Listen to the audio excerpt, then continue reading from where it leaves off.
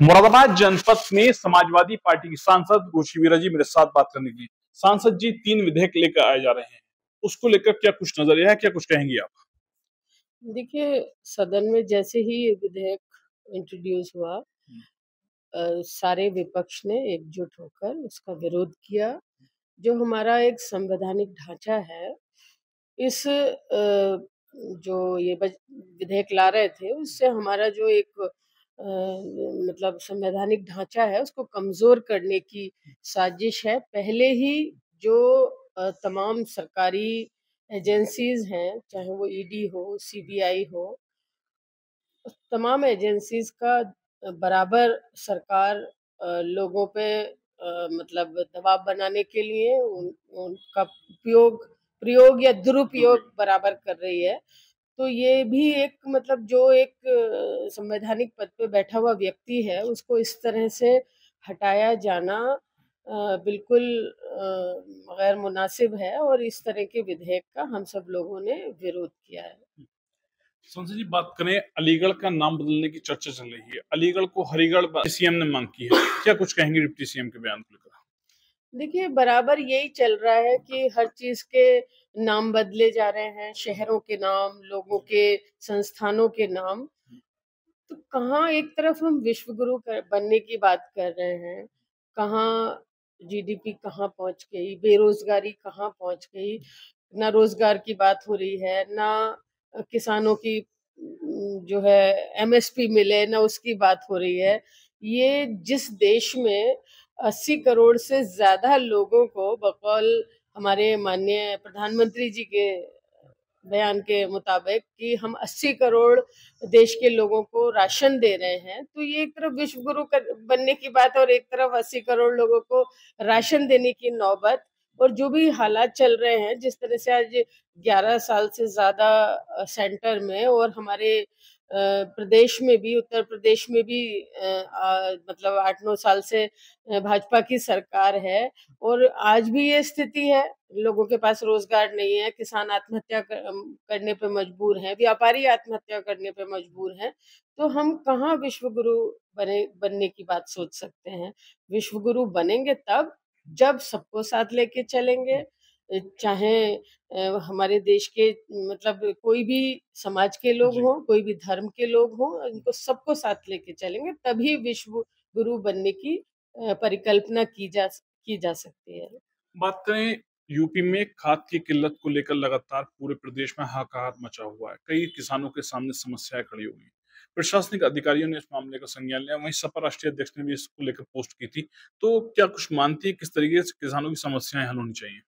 देखिए, वे लाइनों में लग रहे हैं, एक एक कट्टे खाद के लिए लोग जो है वो सारा सारा दिन लाइन में लग रहे हैं। एक तरफ बाढ़ का प्रकोप, एक तरफ तमाम बीमारियों का वो, सारी फसल, धान की फसल, जहाँ जो भी लोग चीज बोते हैं, गन्ने की फसल, और जहाँ सब्जियां लगाते हैं, परवल की खेती होती है, सब चीज इतनी प्रभावित हुई है।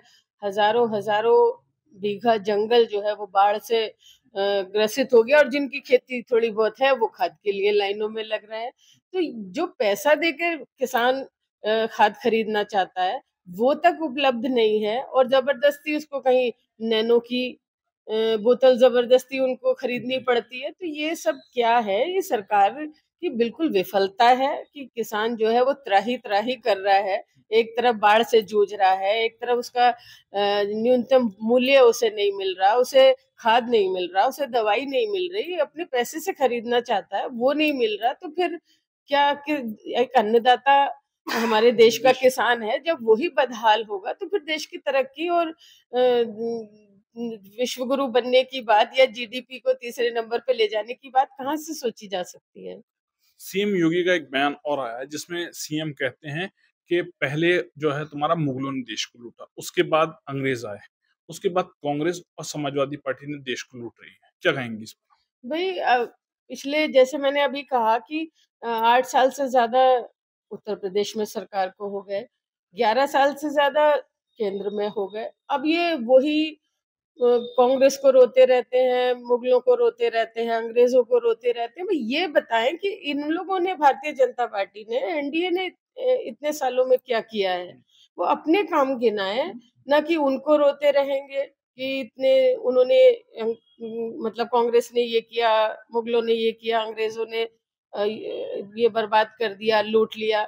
और हमारा कहना ये है कि उन्हें अपने काम गिनाने चाहिए। कितने लोगों को रोजगार दिया उन्होंने, वो बताएं। कितने 2 करोड़ युवाओं को हर साल नौकरी देने का वादा किया था भारतीय जनता पार्टी की सरकार ने। अगर 11 साल में 22 करोड़ लोगों को ये रोजगार देते युवाओं को, तो ये 80 करोड़ को राशन न देना पड़ता। बात करें मुरादाबाद लोकसभा से ताल्लुक रखती है। मुरादाबाद जिले में एक प्रकरण बड़ा तूल पकड़े हुए हैं, जिसमें एक अधिवक्ता ने शिकायत की है, जिसमें बैंक जो संचालक हैं जिस पर आपत्ति जाहिर की गई है। मुरादाबाद जिले में बैंड वाले अपने नाम बदल रहे हैं, तो क्या कुछ कहेंगे इस तरीके के, जिस तरीके से पूरा प्रकरण आया?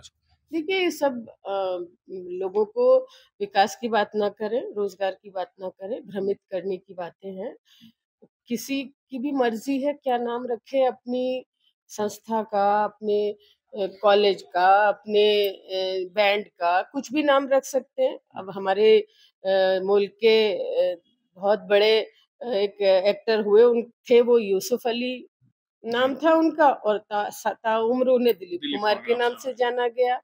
ये तो पूरी तरह से जो संविधान में अनुच्छेद 15 है उसका सीधा सीधा उल्लंघन है कि आप किसी पे दबाव डालें जाति और धर्म के आधार पर नाम रखने के लिए, उनको मतलब उनके ऊपर जबरदस्ती करें, तो ये बिल्कुल सीधा सीधा संविधान की धज्जियां उड़ाने का काम है, या संविधान की धज्जियां उड़ानी है, और अनुच्छेद 15 का पूरी तरह से वायलेशन है। मेरे साथ बात करने के लिए समाजवादी पार्टी की सांसद रुचि वीरा जी थी, जिनके द्वारा कई महत्वपूर्ण बिंदुओं पर जानकारी दी है। शारिक सिद्दीकी, टीवी 9, मुरादाबाद।